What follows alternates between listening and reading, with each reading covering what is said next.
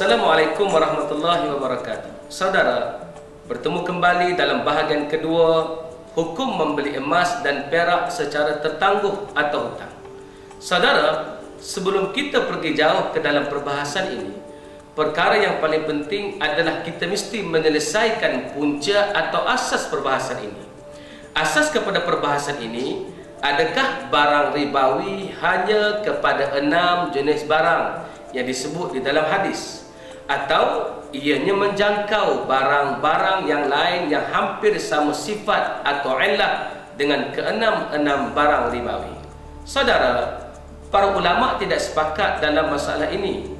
Berlaku khilaf di kalangan para ulama dalam menentukan barang-barang ribawi. Para ulama berbeza pendapat kepada dua kelompok. Pendapat pertama, barang ribawi hanyalah terbatas kepada 6 jenis barang ini sahaja. Selain 6 ini tidak termasuk barang ribawi. Ini adalah pendapat Az-Zahiri dan Ibnu Uqail dari mazhab Hambali. Pendapat kedua, para ulama memasukkan selain dari 6 barang yang disebut oleh hadis sebagai barang ribawi. Bagi mereka, selain 6 barang ribawi juga boleh menjadi riba apabila memiliki illah yang sama. Namun pendapat kedua ini berlaku perselisihan pula di kalangan ulama dalam menentukan maksud illah riba. Mereka tidak sepakat dalam masalah illah. Hasilnya mereka tidak sepakat dalam menentukan barang apa yang termasuk riba dan barang apa yang tidak termasuk sebagai barang riba. Mari kita lihat perselisihan pandangan ulama dalam masalah illah. Pendapat pertama, bahawa illah emas dan perak adalah ukuran timbangan. Adapun barang-barang selainnya yang 4 yang termasuk dalam nas adalah ukuran takaran, yakni yang boleh diukur. Ini adalah pendapat Abu Hanifah dan Imam Ahmad rahimahullah. Atas dasar pendapat inilah, maka hukum riba berlaku pada setiap barang-barang yang dapat ditimbang, baik itu makanan atau selainnya, dan setiap barang-barang yang dapat ditakar atau diukur, baik itu makanan atau selainnya. Atas dasar pendapat ini pula, hukum riba berlaku untuk besi. Barang siapa yang menukar besi dengan besi haruslah seukuran dan tunai kerana memiliki jenis yang sama. Menurut pendapat ini, maka hukum riba juga berlaku kepada emas, besi, tembaga, timah dan lain-lain. Begitu pula berlaku pada barang-barang lain yang dapat ditimbang seperti kain, sutra, kapas dan semua barang yang dapat ditimbang dikira sebagai barang ribawi. Begitu pula hukum ini berlaku untuk barang-barang yang dapat diukur seperti gandum halus, gandum kasar, kurma, beras dan semua benda cair seperti minyak dan susu. Inilah pendapat pertama, iaitu timbangan dan takaran menjadi illah riba. Dengan itu, berlakulah hukum riba pada setiap barang yang dapat ditimbang dan ditakar, baik berupa makanan atau selainnya. Saudara, manakala pendapat kedua adalah pendapat Imam Syafi'i. Imam Syafi'i rahimahullah berpendapat bahawa illah emas dan perak adalah kerana keduanya merupakan standard harga atau disebut al-thaman ghaliba untuk barang-barang lainnya. Adapun keempat barang yang lainnya, maka ilahnya adalah jenis makanan. Atas dasar pendapat ini, maka hukum riba berlaku untuk emas dan perak sahaja. Adapun timah, besi, tembaga dan sebagainya tidak berlaku hukum ribawi menurut mazhab Syafi'i. Jenis makanan pula, maka setiap makanan termasuk barang ribawi, tidak terkait dengan kondisinya yang biasa ditimbang atau ditakar. Pendapat ketiga, Imam Malik rahimahullah ta'ala berpendapat bahawa illah emas dan perak adalah sebagai alat tukaran. Adapun 4 barang lainnya, maka illahnya kerana barang-barang tersebut merupakan makanan pokok dan makanan simpanan, iaitu makanan sehari-hari dan makanan yang dapat disimpan dalam jangka waktu yang lama.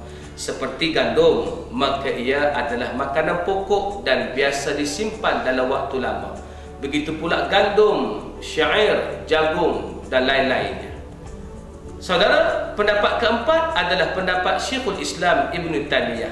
Ibnu Taimiyah rahimahullah berpendapat bahawa illah emas dan perak adalah alat tukar, iaitu barang yang boleh digunakan untuk pembayaran bagi barang lainnya. Adapun empat barang lainnya, illahnya adalah makanan yang biasa ditakar atau ditimbang. Saudara, mari kita melihat contoh lebih dalam lagi terhadap perbahasan yang kita bincangkan tadi. Saya ambil contoh pertukaran 1 kilo gandum halus ditukar dengan 2 kilo gandum halus. Apakah berlaku hukum riba? Menurut mazhab Hanafi dan Hambali, berlaku hukum riba kerana pertukaran terjadi pada barang yang boleh diukur dan ditakar.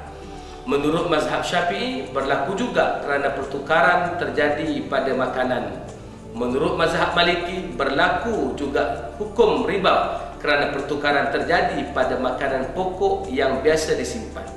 Manakala menurut Syekhul Islam, berlaku kerana pertukaran terjadi pada makanan yang biasa diukur dengan takaran dan timbangan. Baik, mari kita lihat pula bagaimana jika ditukar 1 kilogram besi dengan 2 kilogram besi. Apakah berlaku hukum riba?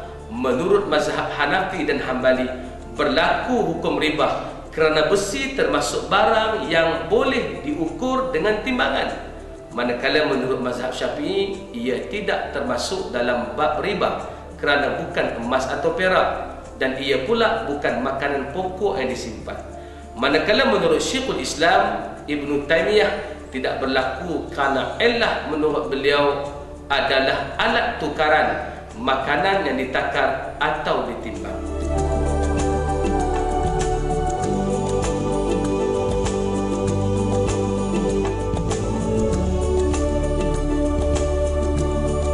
Setelah kita melihat tadi, memang di kalangan para ulama berbeza pendapat dalam menentukan masalah illah.